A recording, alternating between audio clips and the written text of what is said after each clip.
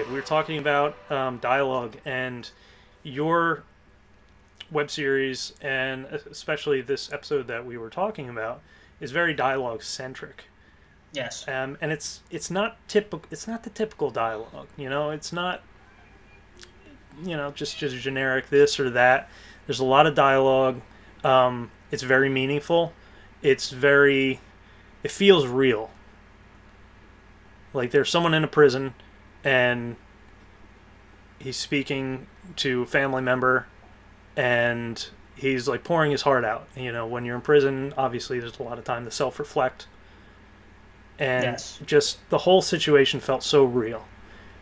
How did you go about writing that? Well, I've never been to prison, so it Most wasn't of us based haven't. on. It wasn't based on like any experience, but I was just I was thinking if you go to prison and you're just spending all of your time inside a cage, you spend a lot of time thinking, and you're not with your family, you're not seeing them, you don't know what they're up to. So if you do see them, how would you respond? You'd be very emotional. You would be very wordy. You would want to get everything out. And if you sense that they're not in like a right state of mind, or if they're doubting their place in the world, you can't help but just kind of instill like a little bit of tough love in them and get loud and get angry. But it's all from like a place of love. Sure. So I took all of that into account, and then I just started writing it. And how I do it is I start every script with the dialogue. I don't start writing the action first. I know a lot of people write the action first. I prefer writing dialogue first, and I don't know. It's just something that's hard to like really articulate because I just really enjoy writing dialogue, and I do it so much that it just it just comes out.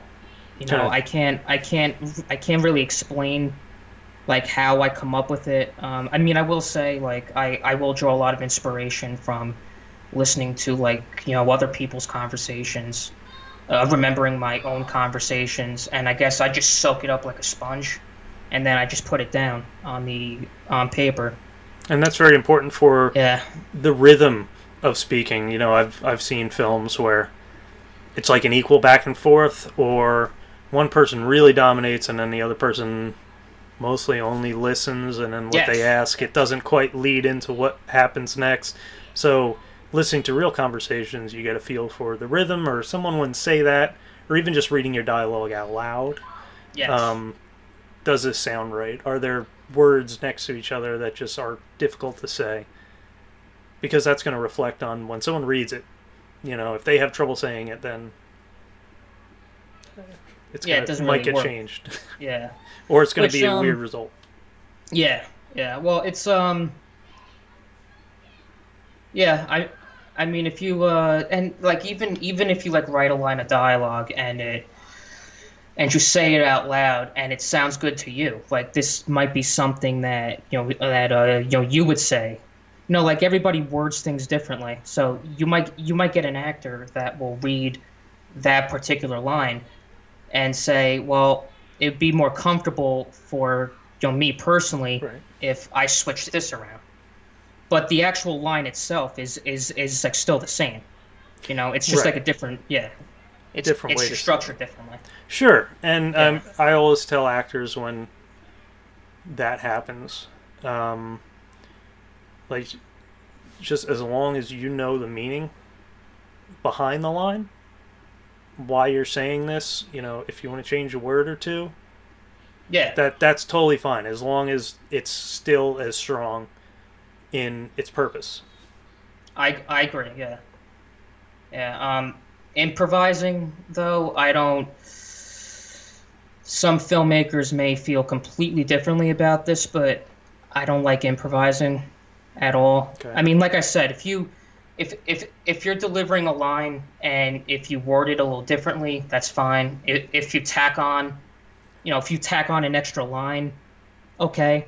But I don't like improvising where actors, if they think they can just walk onto the set and just start riffing without like asking me or I'm talking to me about it.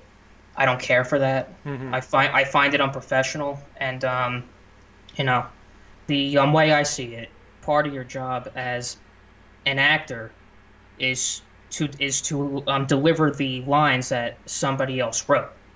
That's a big part of acting is taking that and just making it sound real. Hmm. So, but like, how do you feel about improvising? Ooh, it's actually interesting that you asked me that. Yeah. I had done an improv comedy sketch. I guess you could call it a web series before I had any idea what a web series was. We made a Okay. couple improv comedy skits, and I, as cameraman and director, was improvising as well. We would sit down, we'd have some food, we would take 30 minutes, no more, no less, maybe less, but usually no more, and come up with characters, come up with a setting, come up with like a basic idea. Then we'd go out to a location, we would shoot it. Um, Everything was completely improv. As a director, I could, make a couple notes and suggestions to where I thought it was going to go. All the dialogue completely improv, and it was a fun experiment. It was really cool. Yeah. I would actually love to shoot maybe I don't know, a feature, but like a longer format thing in that way.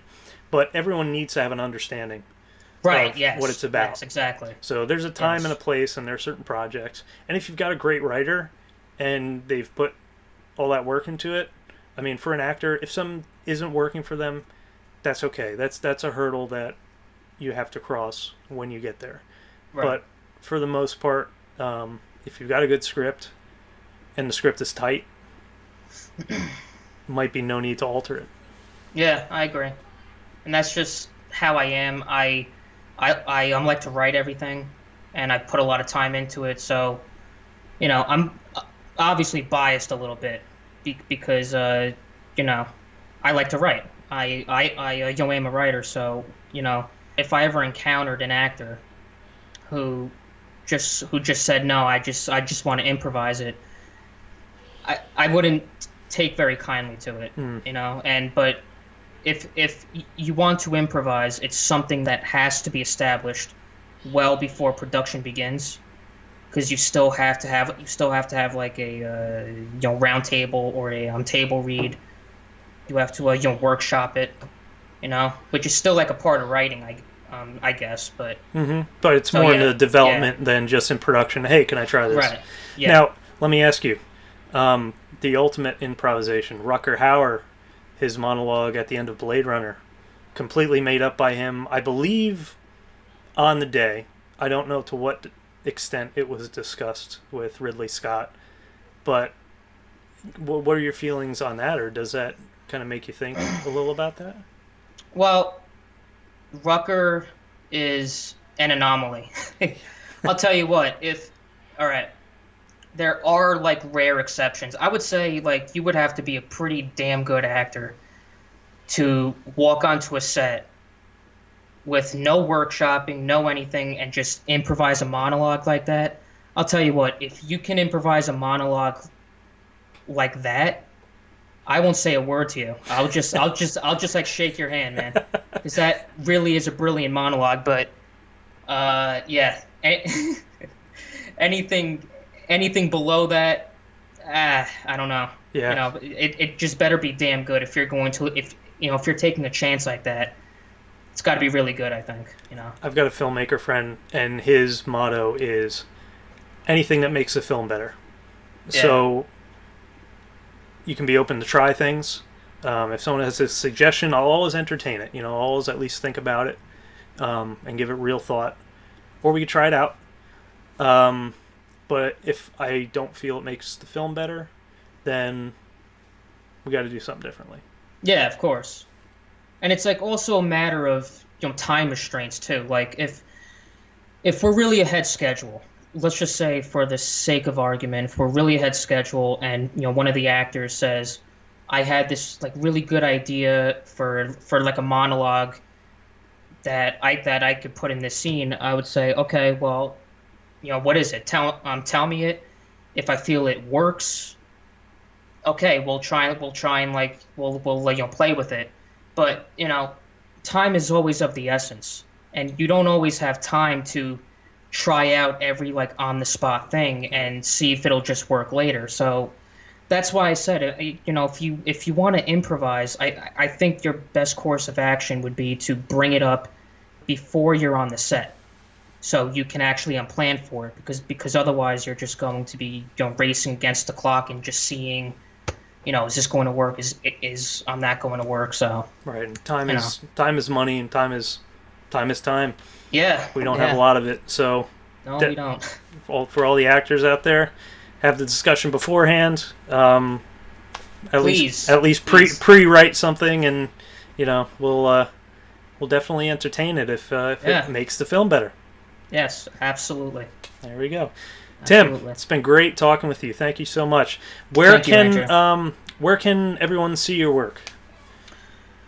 Okay, so the Jersey Connection Season 1 will be available on Amazon Prime Video in the foreseen future. I can't give you an exact date, but you can follow my Instagram page at the Jersey Connection series, and all of the updates will be on that page. But Season 1 will be uploaded onto Amazon Prime Video, as will Season 2 when Season 2 is completed, which again is to be determined.